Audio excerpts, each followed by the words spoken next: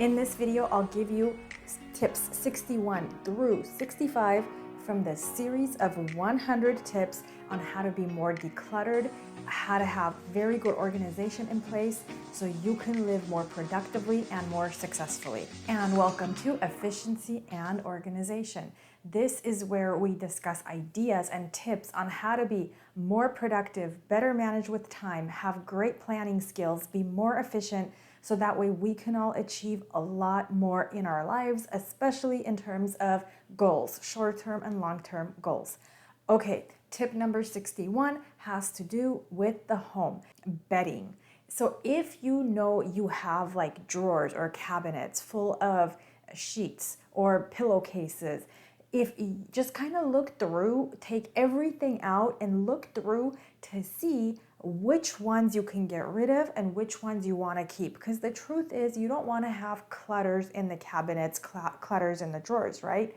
So if you have too many, maybe it's time to let some of the older ones go. My suggestion would be to use them to clean with. So for example, our old towels, our old pillowcases, and the old bedding, what we do is we wash it and then we use it for the floors, the hardwood floors.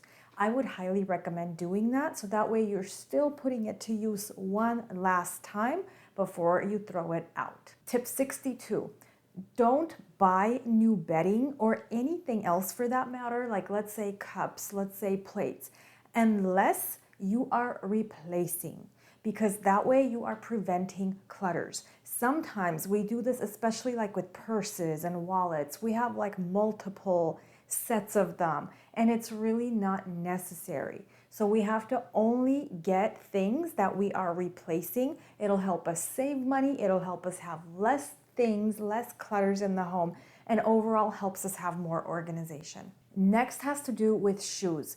If you have way too many shoes and not enough place to put them, one of the things you can do is say, okay, I'm only gonna have this one shoe rack or these two shoe racks.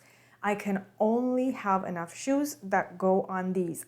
Other than that, unless something goes like tears or I just can't use it anymore, I will not buy another one.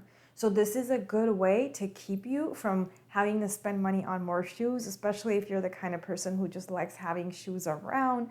And then also it helps with clutters. Number 64 has to do with gardening tools. So if in the garage you have, or maybe in the backyard, you have like racks and you have brooms and things, and they're like kind of all over the place, they have like things on Amazon that you can check out, and I'll have a link to one of them in the description of this video, where you can like store them all in one central place.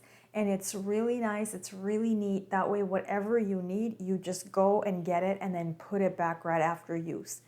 What I also really like about this is you don't have to purchase anything new. So sometimes, let's say you lose a hammer or you lose a broom or a rake, right? And you're like, oh, I don't have one, I have to go to Home Depot and get it. And then like 2 months later, you discover you had the old one. It was just hidden behind a tree or something.